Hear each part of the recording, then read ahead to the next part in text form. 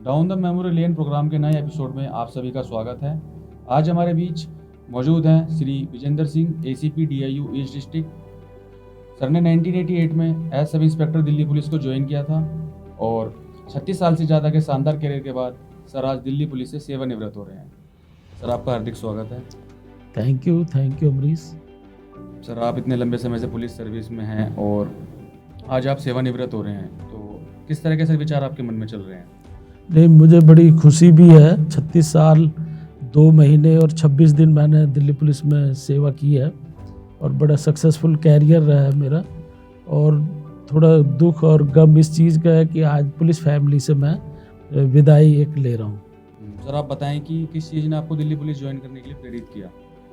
मैं दिल्ली से ही बिलोंग करता हूँ। बेसिकली मेरा गांव है तुगलकाबाद और दिल्ली यूनिवर्सिटी से ही मैंने शहीद भगत सिंह से बीकॉम ऑनर्स की है। मेरे तकरीबन सभी साथी आज चार्टर्ड अकाउंटेंट हैं।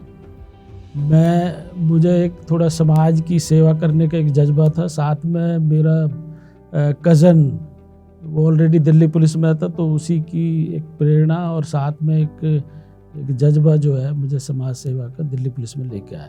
सर 36 साल से ज़्यादा के आपके कैरियर को आप किस तरह समराइज करते हैं? मेरा जो कैरियर है बड़ा सक्सेसफुल रहा। मैं पूरी जो नौकरियां मेरी तकरीबन डिस्ट्रिक्ट और यूनिट्स की रही है। उसके बाद साउथ डिस्ट्रिक्ट में रहते हुए एक अबडक्शन केस में अच्छी तफ्तीश के लिए मुझे असाधारण कार्य पुरस्कार मिला।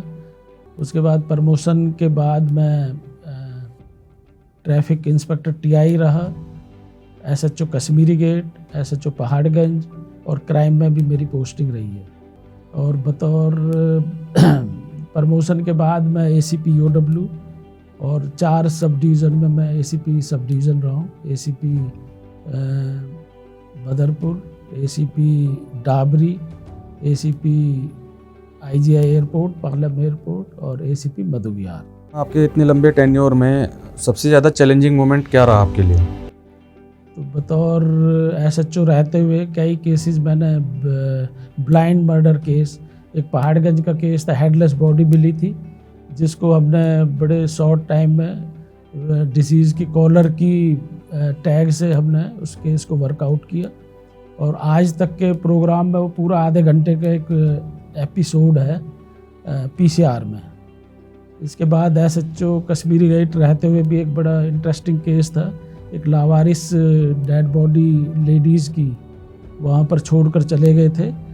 उस केस को भी हमने जो अर्थी थी उसमें अलग कलर की अर्थी थी, कुछ ग्रीन कलर की जो वहाँ नहीं मिलती थी, उसी के बेस पे वो हमने लेडी को आइडेंटिफाई किया, कल्प्रिट तक पहुँचे और वो केस भी हमने वर्कआउट किया। वो भी आज तक के टीवी चैनल पे बड़ा आधे घंटे का एक पूरा प्रोग्राम है इन्वेस्टिगेशन का। ये एक केस हमने 3 करोड़ की हीरोइन पकड़ी जिसमें 2 महिला भी शामिल थी। टोटल 5 आदमी हमने अरेस्ट किए।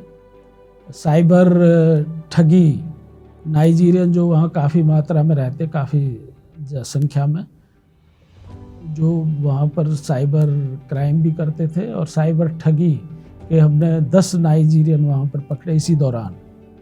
और नाइजीरियन जो ये ड्रग पैडलिंग में भी इन्वॉल्व थे, उसमें भी कई नाइजीरियन हमने पकड़े। और कोविड पेंडेमिक में जो सिचुएशन को एक्सप्लॉइट कर रहे थे, ये ऑक्सीजन सिलेंडर की बड़ी डिमांड थी, लोग उसको एक्सप्लॉइट कर रहे थे, तो उसमें भी जो ऑक्सीजन सिलेंडर ब्लैक मार्केटिंग कर रहे थे वो भी हमने पकड़े। तो एक बड़ा चैलेंजिंग जॉब था उस कोविड के टाइम में, और पुलिस का जॉब तो वैसे भी बड़ा चैलेंजिंग है। सर ज्वाइन करने से लेकर अब तक दिल्ली पुलिस व्यवस्था में क्या क्या बदलाव आपने देखे हैं? जब हमने दिल्ली पुलिस ज्वाइन की थी 88 में, तो मैनुअल पुलिसिंग बेसिकली सारा हाथ से ही लिखना पढ़ना होता था, कोर्ट में भी केस डायरी। लेकिन अब बड़ा सी चेंज आ गया, रिकॉर्ड के लिए सीसीटीएनएस आ गया, कंप्यूटराइजेशन सारा हो गया, इंफ्रास्ट्रक्चर बहुत बढ़ गया दिल्ली पुलिस में। तो एक सी चेंज हुआ है दिल्ली पुलिस में। वेलफेयर के मामले में भी आईओज को फंड मिलने लगा इन्वेस्टिगेशन का।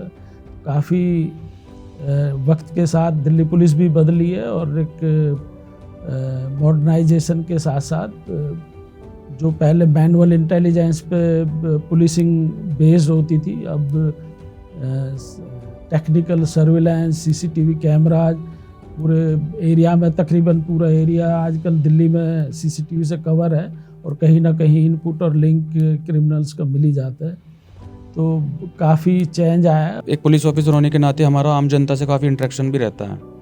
आप सर पब्लिक पुलिस रिलेशन के इस समीकरण में कितना बदलाव देखते हैं? ये बहुत चेंज आया है। पहले जब पुलिसिंग होती थी तो नेबरहुड वाच स्कीम, एक स्कीम तब शुरू हुई थी जो एक पुलिस पब्लिक कम्युनिटी के लिए, लेकिन आज के टाइम में तो इतना पुलिस पब्लिक ओरिएंटेड हो गई है। सारे बच्चों को स्कूल में एजुकेशन, जितने स्पोर्ट्स में बच्चों को जो क्रिमिनल है, जो एनाइल है, जो बडिंग क्रिमिनल है, उनको एंगेज करना स्पोर्ट्स एक्टिविटी में, उनकी एजुकेशन। युवा हमारा एक प्रोग्राम है, उससे बच्चों को पढ़ाई और उसे एजुकेट करना। स्कूलों में साइबर क्राइम, बुजुर्ग और स्कूलों में बच्चों को cyber crime, good touch, bad touch, एक काफ़ी एजुकेशन के प्रोग्राम हो गए। RWMWA और बाकी जितनी भी इंस्टीट्यूशन है, एक तरह से पब्लिक और पुलिस इंटरफेस काफ़ी एक तरह से एक्टिविटीज़ चल रही हैं पुलिस में। और पुलिस अब जो है सेवा के लिए है और लोगों से मिलकर पुलिस काम कर रही है, तो काफ़ी सुधार हुआ है पुलिसिंग में। और public oriented, public police community oriented policing हो रही है। सर इतने लंबे कार्यकाल में आपने अपनी पर्सनल और प्रोफेशनल लाइफ के बीच में किस तरह बैलेंस बना पाए सर आप? बड़ा हैक्टिक पुलिसिंग जो है, बड़ा हैक्टिक जॉब है, बड़ा चैलेंजिंग जॉब है। और जब आप फील्ड में हो तो और भी ज़्यादा है। तो इसमें मेरी वाइफ का रोल बहुत ज़्यादा रहा है। बच्चों की देखभाल से लेकर उनके पढ़ाई तक का सब उसकी देखभाल थी। और फिर बच्चे भी उसी में एडजस्ट भी हो गए।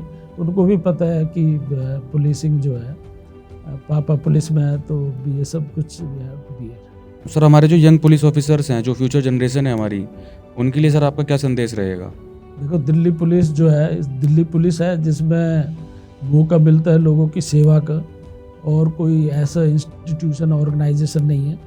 ये इसमें जॉब वेरिएशन इतनी है। आप आज फील्ड में है तो लोगों की सेवा फील्ड में रह के कर सकते हो, स्पेशलाइज यूनिट में वहाँ पे कर सकते हो, लेकिन एक शर्त है, सिंसियरिटी और डेडिकेशन की ज़रूरत बहुत है पुलिस में। आप और इससे बढ़िया जॉब अपॉर्चुनिटी और इस लेवल पर कहीं भी नहीं होगी। दिल्ली पुलिस बेस्ट है, एक एलाइट फोर्स है, एक प्रेस्टिजियस फोर्स है। तो ये यार जो भी है, उन्हें लक्की है अगर दिल्ली पुलिस में उन्हें मौका मिला काम करने। सर आज आप रिटायर हो रहे हैं, आप बताएं आफ्टर रिटायरमेंट आपकी लाइफ कैसी है, क्या प्लानिंग की हुई है आपने? अभी तो मैं बिल्कुल फैमिली और मेरे पोते भी हैं, उनका ख्याल रखूँगा। उसके बाद थोड़ा रिलीजियस टूर का है विचार, और उसके बाद फिर जो है एक समाज सेवा, जो जैसा कि पुलिस में रहते हुए भी जुड़े रहे और वही जज्बा था, तो उसी के सिलसिले में कोई समाज सेवा के मामले में कुछ कार्य जरूर करूँ। इसी के साथ आज का एपिसोड समाप्त करते हैं। सर आज आप हमारे शो में आए, आपने अपने महत्वपूर्ण विचार हमसे साझा किए। मैं सर समस्त पीआरओ टीम की तरफ से आपको बेस्ट विशेस देता हूँ। आप स्वस्थ रहें, खुश रहें। Thank you Amrish, thanks a lot.